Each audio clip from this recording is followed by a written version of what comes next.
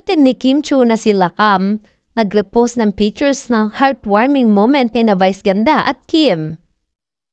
Pumutok sa social media ang taimtim na mensahe ni Vice Ganda kay Kim Chu sa episode ngayon ng 8 Showtime. Sa kalagitnaan ng segment na Especially For You, nagpahayag si Meme Vice ng mga nakakaantig na salita na pinupuri si Kim. Maganda ka, mabuti kang tao. Maganda ang mukha mo. Maganda ang puso mo.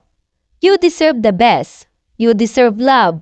The comedian told his fellow host.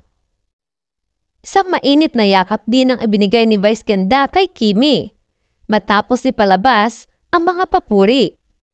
Samantala, nag-social media sila Kim Chu at nagbahagi ng post ng _team KCG.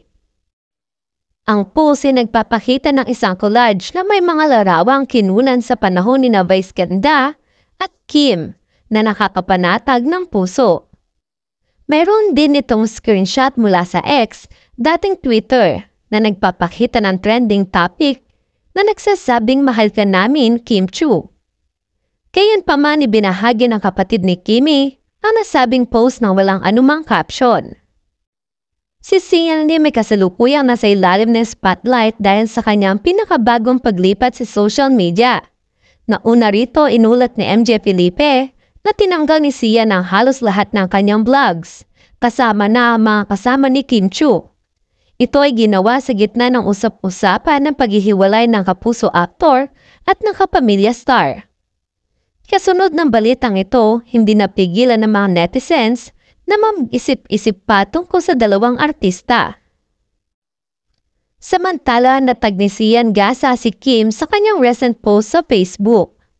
Sa post, tinanong ni Sian si Kim kung saan binanggit niya ang pangalang Iris Lee. Binati rin ng social media personality ang lahat maliban sa isang taong may kaparehong pangalan.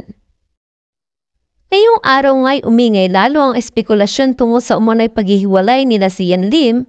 Ito'y matapos mapansin ng netizens na burado ng vlog si Sian nang kasama si Kim. 3 videos na lamang natitira sa kanyang YouTube channel. Samantala kamakailan ay kinaliwan sina Kim at Vic Soto sa vlog ni Kim kung saan game na sinagot ni Bossing ang mga tanong ni Kim Chu.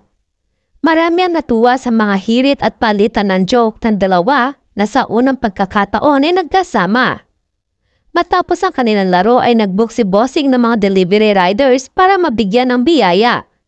Dahil sa nakakaaliw na video nila ay maraming netizens ang gusto makatrabaho ang dalawa sa pelikula.